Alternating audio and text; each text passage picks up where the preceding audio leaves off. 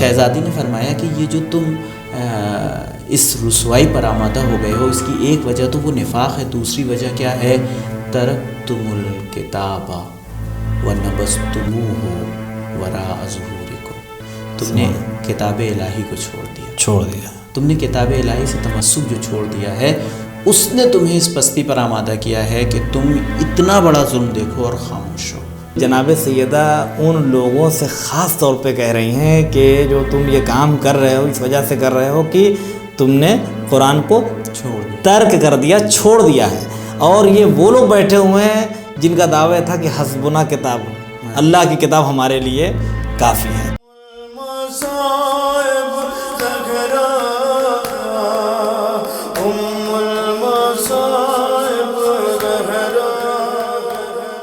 اعوذ باللہ من الشیطان الرجیم، بسم اللہ الرحمن الرحیم، اللہم صلی علی محمد وآل محمد وعجل فرجہم۔ محترم ناظرین، السلام علیکم ورحمۃ اللہ وبرکاتہ۔ نبا فاؤنڈیشن کے اس پروگرام میں آپ کا استقبال کرتے ہیں۔ ناظرین، آج ہمارا جو موضوع گفتگو ہے ہمارے اس پروگرام میں وہ ہے مصائب حضرت فاطمہ زہرا سلام اللہ علیہا اور معاشرے کی بے حسی خطبہ فدق کی روشنی میں۔ میں ہوں آپ کا میزبان سید وقار حیدر، اور اس وقت ہمارے ساتھ موجود ہیں سرزمین قم المقدس ایران سے تشریف لائے ہوئے حجت الاسلام علی جناب مولانا سید احسان احمد بنارسی صاحب۔ قبلہ کی خدمت میں چلتے ہیں۔ قبلہ السلام علیکم ورحمۃ اللہ وبرکاتہ۔ وعلیکم السلام ورحمۃ اللہ وبرکاتہ۔ بہت بہت شکریہ، اور آپ کا بھی خیر مقدم ہے۔ نبا فاؤنڈیشن کے اسٹوڈیو میں آپ نے زحمت فرمائی اور اپنا قیمتی وقت جو ہے وہ آپ نے اس پروگرام کے لیے دیا، اور ایک سلسلہ ایام فاطمیہ پہ نبا فاؤنڈیشن کی جانب سے تقریباً روزانہ جو ہے وہ جاری ہے کہ معرفت حضرت فاطمہ زہرا سلام اللہ علیہا جو ہے وہ زیادہ سے زیادہ اپنی قوم تک پہنچائی جائے جس حد تک ممکن ہے۔ اور ایک چیز جو اس موضوع سے سامنے نکل کر آتی ہے وہ یہ ہے کہ جیسا کہ اور سبھی لوگ مانتے بھی ہیں اس بات کو کہ قرآن کریم میں جو آیات الہیہ ہیں اس کے اعتبار سے احادیث پیغمبر کا سارا نچوڑ جو ہے وہ نکل کے پہنچتا ہے محبت حضرت فاطمہ زہرا سلام اللہ علیہا۔ یہ الگ بات ہے، اور کس سے محبت اور کس سے محبت، لیکن اس پر تو سب کا اتفاق آج بھی ہے، اور اس زمانے میں بھی تھا کہ جناب سیدہ سلام اللہ علیہا کی جو ذات ہے وہ محبت کرنے کے لیے ہے، محبت والی ذات ہے، نبی کی بیٹی ہے۔ لیکن یہ نہیں سمجھ میں آتا کہ نبی کی آنکھ بند ہوئی، چند روز گزرے، کچھ دن میں ہی وہ زمانہ جو لا الہ الا اللہ محمد رسول اللہ پڑھتا تھا اور اپنی جان کو قربان کرتا تھا حضرت پیغمبر اکرم صلی اللہ علیہ وآلہ وسلم پر، اس معاشرے کو کیا ہو گیا کہ اتنا بے حس ہو گیا کہ جناب فاطمہ زہرا سلام اللہ علیہ اپنا حق لینے کے لیے کھڑی ہیں اور کوئی ان کا ساتھ دینے کے لیے تیار نہیں ہو رہا ہے۔ دروازے پہ آگ اور لکڑیاں لوگ لے کر آ رہے ہیں، اور معاشرہ جو ہے بے حس و حرکت پڑا ہوا ہے۔ تو اس پر آپ جو ہے وہ روشنی ڈالیں۔ اعوذ باللہ من الشیطان الرجیم، بسم اللہ الرحمن الرحیم، وبہ نستعین۔ آپ نے بہت ہی اچھا سوال قائم کیا ہے کہ آخر کیا وجہ ہے کہ معاشرہ اتنا زیادہ پست اور ذلیل ہو جائے کہ وہ اپنے زمانے کی سب سے محترم ہستی اور سب سے باعظمت ترین ہستی کے حق میں ظلم ہوتے ہوئے دیکھے اور خاموش رہ جائے۔ یہ وہی معاشرہ تھا کہ جب رسول اللہ وضو کرتے تھے تو وضو کا پانی، مورخین نے لکھا ہے کہ وضو کا پانی لوگ زمین میں نہیں گرنے دیتے تھے، اور جب یہی معاشرہ ہے کہ اپنی آنکھوں سے دیکھ رہا ہے کہ اسی رسول کی بیٹی کے دروازے پہ لوگ آگ اور لکڑیاں لے کر کے کھڑے ہو رہے ہیں، اور یا وہ اس میں ان کا ساتھ دے رہا ہے اور یا پھر خاموش ہے، دونوں طریقے سے یہ پستی ہے اور یہ ذلت ہے کہ معاشرہ مطلب اس طرح سے ہو جائے کہ وہ اپنے زمانے کی جو سب سے اہم ہستی ہے اس کے خلاف ظلم ہوتے ہوئے دیکھے. اگر ہم معاشرے کی بات کریں تو ہم جس معاشرے میں ہم زندگی گزار رہے ہیں سارا منصب عہدہ سب ایک طرف، لیکن جو جناب فاطمہ زہرا سلام اللہ کی شخصیت ہے وہ تو سارے مسلمان جانتے ہیں، اس میں تو کچھ طے بھی نہیں کرنا ہے. باقی لوگوں میں تو شورا کرنی ہے، طے کرنا ہے، یہاں تو کچھ طے بھی نہیں کرنا ہے. ایک مسلم شخصیت ہے عظمت کے اعتبار سے. ان کو معلوم ہے کہ یہ ہمارے زمانے کی سب سے محترم فرد ہے، محترم فرد ہے، سب سے باعظمت ترین خاتون ہے. احادیث رسالت ان کے سامنے ہے. فاطمہ زمانہ نے فاطمہ جو ہیں وہ عالمین کی تمام عورتوں کی سردار ہیں. فاطمہ میرا ٹکڑا، جس نے فاطمہ کو اذیت دی اس نے مجھے اذیت دی، وغیرہ وغیرہ. میں اپنی بات یہ کہنا چاہتا تھا کہ ہمارا معاشرہ اگر ہم دیکھیں تو خرابیوں کے باوجود ابھی ایسا نہیں ہے کہ وہ مثلاً اگر کسی کو دیکھتا ہے اور اگر اس کو پتہ چل جائے کہ فلاں خاتون ہے اور بہت محترم خاتون ہے، محجبہ ہے، شریف ہے، اور اس کو کچھ لوگ پریشان کر رہے ہیں تو لوگ کھڑے ہو جائیں گے، کھڑے ہو جائیں. بالکل. لیکن یہ جو معاشرہ تھا بعد پیغمبر یہ کیسے اتنا خراب ہو گیا؟ اب سوال آپ نے یہ قائم کیا ہے. دیکھیے اب چونکہ موضوع یہی ہے کہ خطبہ فدق کی روشنی میں، تو ہم دیکھتے ہیں کہ خطبہ فدق میں شہزادی نے اس بات کی طرف اشارہ کیا ہے. جزاک اللہ. اور اس سے پہلے میں مقدمتاً ایک بات عرض کرنا چاہوں گا کہ ایک رائٹر ہے، مسیحی رائٹر ہے، سلیمان قطائی، مشہور زمانہ جارجرداق کی جس کی جس کی بہت ہی مشہور و معروف کتاب ہے ندائے صوت عدالت انسانی، حضرت امام علی علیہ السلام کے، اسی کے وطن سے تعلق رکھنے والا، لبنان کی سرزمین سے. یہ سلیمان قطائی ہے کہ جس نے بہت ساری کتابیں لکھی. اس نے تقریباً تمام ائمہ کے بارے میں کتابیں لکھی ہیں، اور اس نے شہزادی سلام اللہ علیہ کی شان میں بھی ایک کتاب لکھی اور اس کا نام لکھا الوتر فی الغیمت. اس میں اس نے اس بات کی طرف اشارہ کیا ہے کہ یہ جو خطبہ فدق ہے اس کے مخاطب صرف اور صرف مدینے والے نہیں تھے، صرف اس زمانے کے لوگ نہیں تھے. شہزادی نے مسجد میں جا کر کے، لوگ کہتے ہیں دربار میں جا کر کے، دربار اسی مسجد میں ہوتا تھا اس زمانے میں، تو شہزادی نے جو خطبہ دیا ہے خطبہ فدق، اس کے مخاطب صرف اور صرف مدینۃ النبی کے چند لوگ نہیں ہیں، اس وقت کے لوگ نہیں ہیں، بلکہ یہ ایک آفاقی خطبہ ہے. سبحان اللہ. کہ جس کے لیے اس نے کہا کہ پوری دنیا بیٹھے اور اس کے پر غور کرے اور نکالے نکات کہ کیا کیا ہیں. ہمارے معاشرے کو اور ہمارے سماج کو اس خطبے کی ضرورت ہے. اس کے ذریعے سے ہم اپنے آپ کو بچا سکتے ہیں، اپنے آپ کو نکھار سکتے ہیں، اپنے آپ کو منزل اولیاء تک پہنچا سکتے ہیں. وہ جو کمال واقعی ہے وہاں تک پہنچانے کے لیے شہزادی کے اس خطبے کی ضرورت ہے. شہزادی نے اس خطبے میں بتایا کہ دیکھو کون سا گھن لگ گیا تم کو، کون سی بیماری لگ گئی کہ جو تم اس پستی پہ اتر آئے ہو کہ تمہارے سامنے یہ سب کچھ ہو رہا ہے اور تم خاموش ہو. سب سے پہلی وجہ جو شہزادی نے ان لوگوں کو مخاطب کر کے فرمائی وہ یہ فرمایا کہ فلم مختار لنبیہ، فلم مختار اللہ لنبیہ دار الانبیاء، جب پروردگار نے رسول اللہ کو اٹھا لیا، رسول اللہ کے رحلت ہو گئی، ظہرت فیکم حسیقۃ النفاق یا حسقۃ النفاق، دونوں لفظ آئی ہیں الگ الگ اس میں، حسیقۃ النفاق یا حسقۃ النفاق، تمہارے دلوں میں نفاق کا کانٹا جو ہے وہ ظاہر ہو گیا. یہ نفاق کا کانٹا ہے، نفاق کا کانٹا، ہاں، کہ جو انسان کو اتنا ذلیل اور اتنا پست کر دیتا ہے کہ دھیرے دھیرے وہ خود اور پھر اس کا معاشرہ بھی اتنا پست ہو جاتا ہے کہ پھر وہ کسی کی حمایت نہیں کر سکتا. وہ سمجھے گا کہ فلاں آدمی بہت اچھا ہے، بہت بہتر ہے اور سب کچھ ہے، لیکن اس کی حمایت نہیں کر سکتا. ایسے انسان سے اللہ صلاحیت حمایت اصلاً چھین لیتا ہے. یہ نفاق اتنی بڑی بیماری ہے. آپ دیکھیں کہ نفاق اتنی مین بڑی وجہ جو ہے جی وہ نفاق بتائے گئے. نفاق شہزادی نے بتایا کہ نفاق، اور نفاق کے بارے میں علماء نے فرمایا ہے کہ قرآن میں 300 آیات ہیں نفاق سے متعلق. 300 آیات. کبھی اگر قرآن کسی ایک آیت میں کسی بات کی طرف نشاندہی کر دیتا ہے تو وہ قابل اہمیت ہو جاتی ہے اور اس کی اہمیت ہوتی ہے. اب 300 آیات میں ایک پورا سورہ منافقون ہے، آپ دیکھیں. تو شہزادی نے فرمایا کہ سب سے تم ہرگز اس ظلم پر آمادہ نہ ہوتے اور تم اس ظلم کو دیکھ کر کے ہرگز خاموش نہ ہوتے. کیوں خاموش ہو گئے؟ کیوں تمہارے اندر یہ ذلت و رسوائی اور پستی آئی ہے؟ چونکہ تمہارے اندر نفاق پایا جاتا ہے. سبحان اللہ. یعنی نفاق جو ہے وہ اہم وجہ ہے. معاشرے میں اگر نفاق پیدا ہو جائے تو پھر وہ یہ نہیں دیکھتا کہ یہ گھر کس کا ہے، یہ در کس کا ہے، اس کے احسانات ہم پر کیا ہیں. اور جیسا کہ آپ نے کہا کہ نفاق جو ہے تو دیکھا جائے تو سورہ کافرون بھی ہے قرآن میں، لیکن کافرون چھوٹا سا سورہ ہے اور منافقون جو ہے وہ کافی لمبا سورہ اور طویل سورہ ہے. جزاک اللہ، بہت خوب.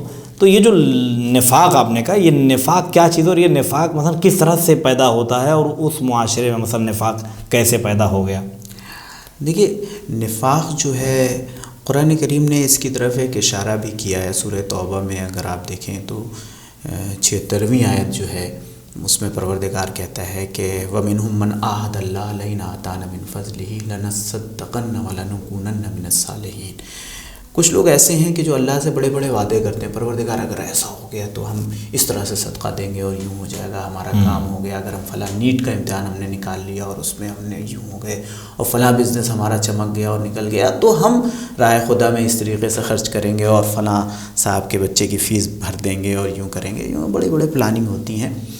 تو پروردگار ان لوگوں کی طرف اشارہ کر رہا ہے. کچھ لوگ ایسے ہیں کہ جو اللہ سے بڑے بڑے وعدے کر لیتے ہیں کہ اللہ نے اگر ہم کو یہ دیا تو ہم بھی یوں خرچ کریں گے، لیکن قرآن اسی کی فوراً بات کی آیت ہے کہ پروردگار کہتا ہے فلما آتاہم من فضلہ، جب اللہ ان کو اپنے فضل سے دے دیتا ہے تو کیا ہوتا ہے، وہ منہ پھیر لیتے ہیں، پھر وہ بھول جاتے ہیں. پھر وہ کیا ہوگا، کچھ دیتے نہیں ہے، رائے خدا میں خرچ نہیں کرتے. وہ سوچتے ہیں کہ سب تو میرا کیا ہوا ہے، سب ہماری محنت ہے، ہم اپنے دن اور رات کے چین کو ایک کیے ہوئے ہیں، ہم جو ہیں دن اور رات کو ایک کیے ہوئے ہیں، چین غارت کیے ہوئے ہیں، مسلسل پیسے لگا رہے ہیں اور دماغ چلا رہے ہیں اور وغیرہ وغیرہ. وہ سوچتے ہیں کہ بس یہ سب ہماری کمائی ہے، لہذا ہم جہاں چاہیں گے وہاں خرچ کریں گے. وہ اپنے اوپر اور وہ وعدے الہی کو بھول جاتے ہیں. پروردگار کہتا ہے کہ جب انسان اس منزل پہ آتا ہے تو کیا ہوتا ہے، فَآقَبَهُمْ نِفَاقًا، فَآقَبَهُمُ اللَّهُ نِفَاقًا. پروردگار اس کے دل میں نفاق ڈال دیتا ہے. عقاب الہی یہ ہے ایسے لوگوں کے لیے اللہ کا کہ پھر وہ نفاق ان کے دلوں میں پڑ جاتا ہے، پھر وہ قیامت تک رہتا ہے. پروردگار یہ کہتا ہے. جزاک اللہ. تو سب سے پہلی چیز تو یہ ہے کہ انسان جب وعدہ کرتا ہے، کسی چیز کے بارے میں سوچتا ہے اور اللہ سے قسم کھا لیتا ہے، نذر مان لیتا ہے، صدقہ نکال دیتا ہے اور پھر بھی وہ راہ خدا میں خرچ نہیں کرتا ہے اور اچھے وقت میں پروردگار کو یاد نہیں کرتا ہے، تو اللہ اس کو جو عذاب دیتا ہے وہ یہ ہے کہ نفاق دے دیتا ہے. نفاق پیدا ہو جاتا ہے اس کے اندر، خود اسی کی وجہ سے وہ چیز پیدا ہو جاتی ہے، چونکہ اس نے اپنے اعمال اس طرح سے کیا، چونکہ وعدہ کیا اور پورا ہی نہیں کرا تو نفاق تو ہو ہی گیا، ہو جاتا ہے. دوسری چیز یہ ہے کہ کسی کا مذاق اڑانا. آپ دیکھیں اس کے فوراً بعد کی آیت ہے کہ جس میں پروردگار کہتا ہے کہ الذین یلمزون المتطوعین من المؤمنین فی الصدقات. کچھ لوگ ایسے ہیں کہ جو صدقہ دیتے ہیں مگر کم ہے ان کے پاس، یا پیسہ نہیں ہے تو وہ اپنی جہد، قرآن مجید میں جہد کی بھی لفظ آئی ہے کہ وہ اپنی جہد خرچ کرتے ہیں، محنت کرتے ہیں. مثلا ان کے پاس پیسہ نہیں ہے تو وہ پہنچ جاتے ہیں کہ بھائی ہم فرش اعضا ہی بچھا دیں. تبرک کا پیسہ نہیں ہے، فرش اعضا جا کر کے بچھاتے ہیں، امام باڑوں میں کہیں چونا کلی کر دیتے ہیں، کہیں کچھ کر دیتے ہیں. بہرحال ہزاروں طریقے ہیں، ہزاروں راستے ہیں، لوگ محنت کرتے ہیں. تو جب ایسے لوگوں کا کوئی مذاق اڑاتا ہے، ایسے لوگوں کا جب کوئی مذاق اڑاتا ہے تو وہ بھی نفاق کے دائرے میں آ جاتا ہے، اس کے دلوں میں بھی نفاق پیدا ہوتا ہے. سبحان اللہ. آپ دیکھیں کہ یہ والی آیت کی جو شان نزول ہے بہت ہی بہترین شان نزول ہے، اس لیے میں چاہتا ہوں کہ اپنے ناظرین کو اس طرف متوجہ کروں کہ ابو عقیل انصاری ہیں جن کے پاس بہت کم پیسہ ہے. جب نفیریں عام ہوئی اور رسول اللہ نے جنگ تبوک پہ چلنے کے لیے لوگوں سے کہا تو بہرحال اس وقت کچھ پیسوں کی ضرورت تھی اور کچھ سامان سفر کی ضرورت تھی، تو رسول اللہ نے اعلان کر دیا بھائی جس کے پاس جو ہو وہ لا کر کے دے سکتا ہے. بہرحال جو منافقین تھے انہوں نے بڑا دل کڑا کر کے بہرحال انہوں نے لا کر کے کچھ نہ کچھ دینا شروع کیا، یہ وہ فلانے کا. لیکن آپ دیکھیں کہ جو ابو عقیل انصاری تھے ان کے پاس زیادہ نہیں تھا، تو وہ گئے اور جا کر کے انہوں نے ایک باغ میں کام کیا، رات بھر کام کیا. پھر ان کو تھوڑا سا کچھ کھجور ملا ایک دفعہ، تو اس میں سے کچھ انہوں نے نکال کر کے اپنی زوجہ کو لے جا کر کے دے دیا کہ بھائی میں چلا جاؤں گا، ہو سکتا ہے یہ تمہارے کام آئے اتنا. اور بقیہ لے جا کر کے رسول کی خدمت میں دیا کہ یا رسول اللہ یہ میری طرف سے صدقہ ہے. تو جب وہ لے کر کے آئے تو رسول اللہ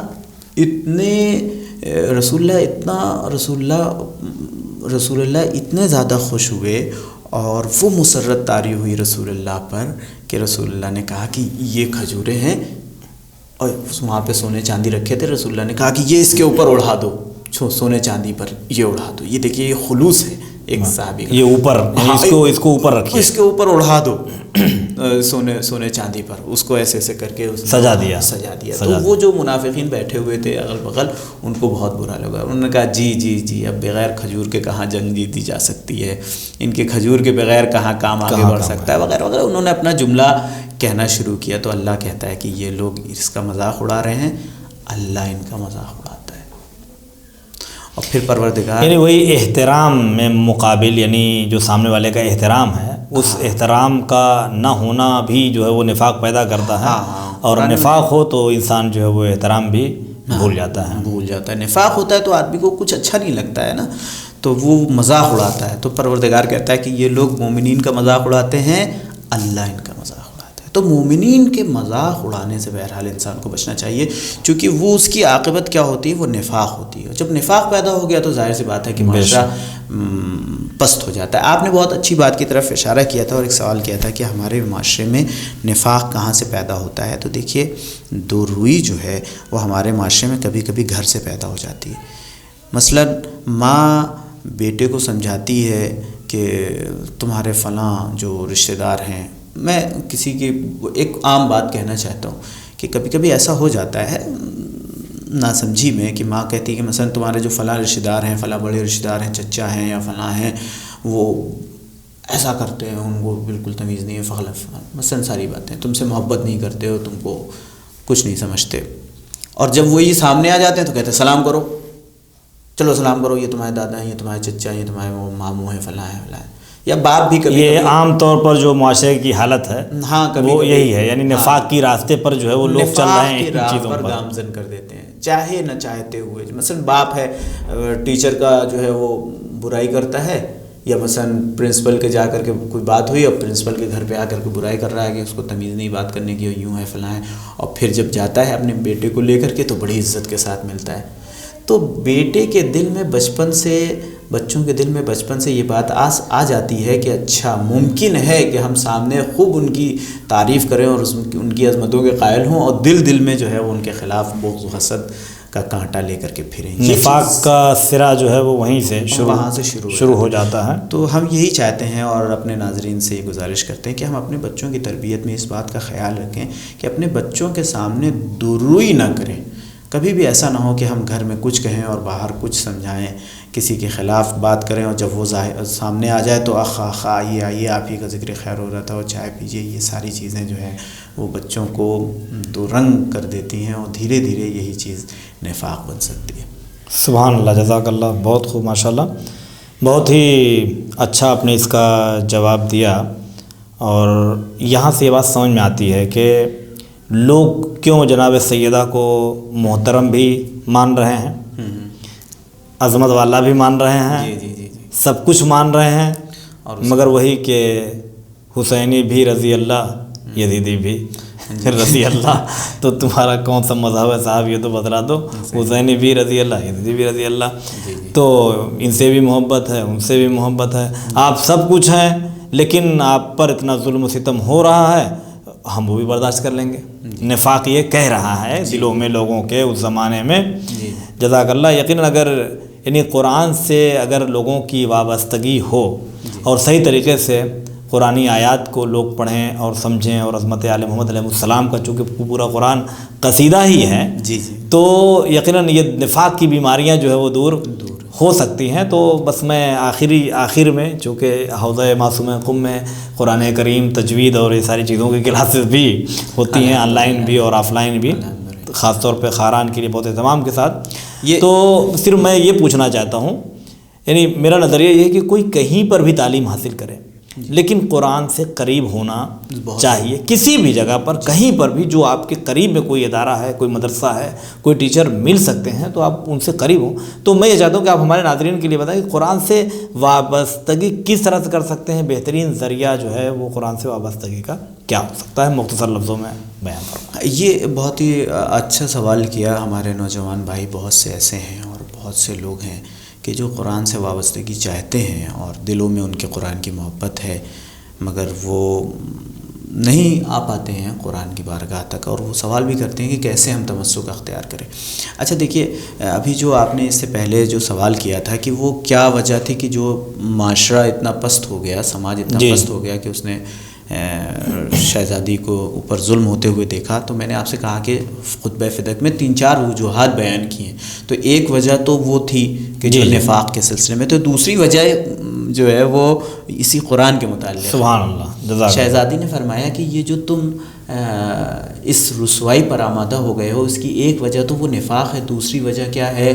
ترکتم الکتاب ونبذتموہ وراء ظہورکم، تم نے کتاب الہی کو چھوڑ دیا، تم نے کتاب الہی سے تمسک جو چھوڑ دیا ہے، اس نے تمہیں اس پستی پر آمادہ کیا ہے کہ تم اتنا بڑا ظلم دیکھو اور خاموش ہو، یا اس میں شرکت کرو یا خاموش ہو۔ یہ کتاب الہی چھوڑنے کی وجہ ہے۔ پیغمبر بھی جب روز قیامت پہنچیں گے تو آپ دیکھیں قرآن مجید نے سورہ فرقان کی 30ویں آیت میں ارشاد فرمایا کہ پیغمبر کو ایک گلہ ہوگا، اور وہ کیا ہوگا؟ وقال الرسول ان قوم اتخذوا هذا القرآن مہجورا۔ اے میرے پروردگار، جو ان کو گلہ ہوگا وہ یہ ہوگا کہ میری قوم نے قرآن کو چھوڑ دیا۔ مطلب یہ کہ قرآن سے تمسک جو ہے وہ بہت زیادہ ضروری ہے۔ جب تک قرآن سے تمسک نہیں ہوگا انسان اعلیٰ نہیں ہو سکتا، انسان کا معاشرہ جو ہے وہ عظمتوں کو نہیں پا سکتا۔ یہاں پہ ایک چیز میں ایڈ کرنا چاہتا ہوں کہ یہ ناظرین کتنی عجیب بات ہے کہ جناب سیدہ ان لوگوں سے خاص طور پہ کہہ رہی ہیں کہ جو تم یہ کام کر رہے ہو اس وجہ سے کر رہے ہو کہ تم نے قرآن کو چھوڑ دیا، ترک کر دیا، چھوڑ دیا ہے۔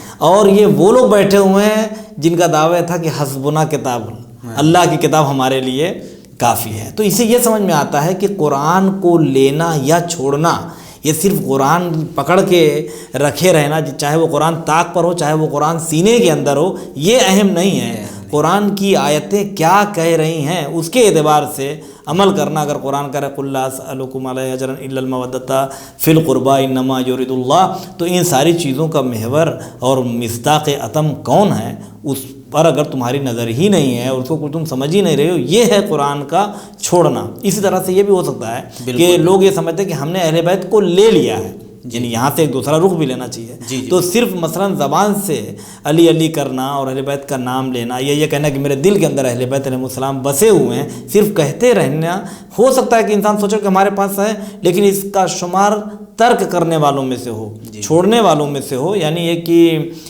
جو چیزیں جو اس کا معیار ہے، جو اس کے تقاضے ہیں، اس پر پورا نہ اتر پائے اور ان کی سیرت پر عمل نہ کرتا ہو۔ تو آپ جو یہ بتا رہے تھے کہ قرآن سے وابستگی کس طرح سے ممکن ہے، اس کو بیان کر دوں۔ آپ نے جو جس حدیث کی طرف اشارہ کیا اس سے میرے ایک نقطہ ابھی ذہن میں آیا، تو میں چاہوں گا کہ شیئر کروں۔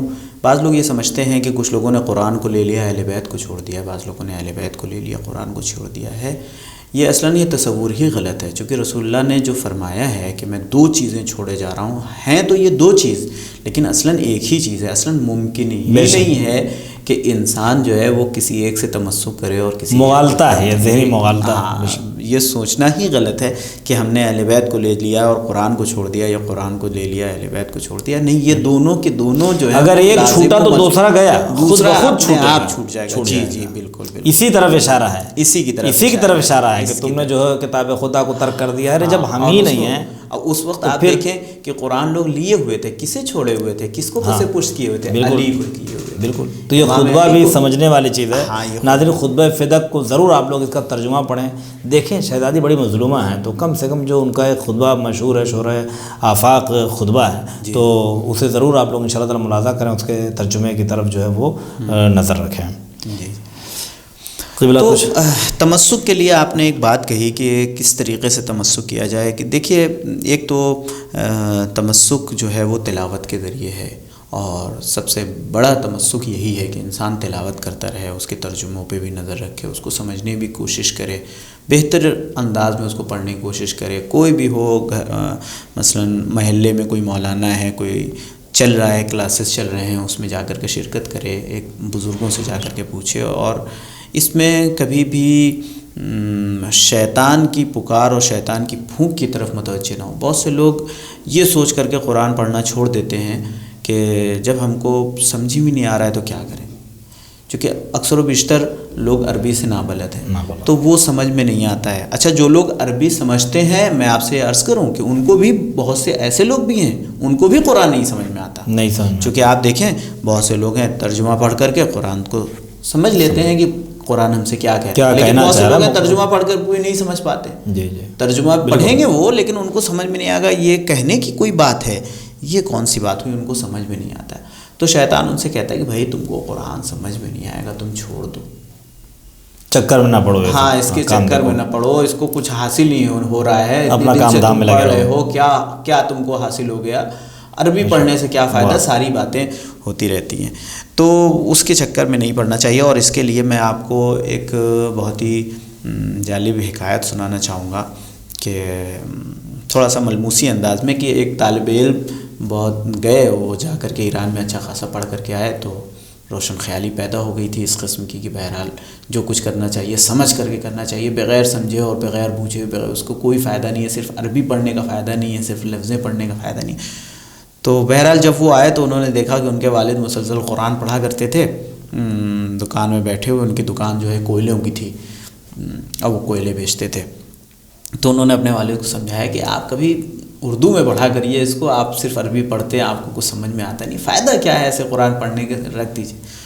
تو ان کے والد بہت ہونہار تھے، باپ ہوتا ہے آپ دیکھیں، انہوں نے کہا کہ بیٹا یہ جو ایک ظرف تھا، ایک ڈولچی ٹائپ باسکٹ ٹائپ ایک چیز تھی جس میں وہ کوئلہ رکھ کر کے تولتے تھے اور جو گراہک آتے تھے ان کو دیا کرتے تھے، مشترین کو۔ تو انہوں نے کہا کہ بیٹا یہ سامنے تالاب ہے اور یہ بکٹ ہے، یہ باسکٹ، یہ وہ ہے ظرف ہے، اس کو جا کر اس میں پانی بھر کر کے لے آؤ۔ تو ایک مرتبہ اس نے اپنے باپ کو دیکھا اور ایک مرتبہ اس ظرف کو دیکھا جس میں بڑے بڑے چھید ہیں، اور دیکھ کر کے کہتا ہے کہ بابا اس میں پانی نہیں آ سکتا، کہاں سے آئے گا، اس میں پانی کہاں سے بھرے گا؟ تو انہوں نے کہا بیٹا تم جاؤ تو ٹرائی کرو، کوشش کرو۔ کرے بابا نہیں آئے گا پانی، ہم آپ کیوں فالتو میں ہم سے یہ زحمت کر رہے ہیں؟ ان کا بیٹا باپ کہہ رہا ہے تم سے قرآن اطاعت کر لو۔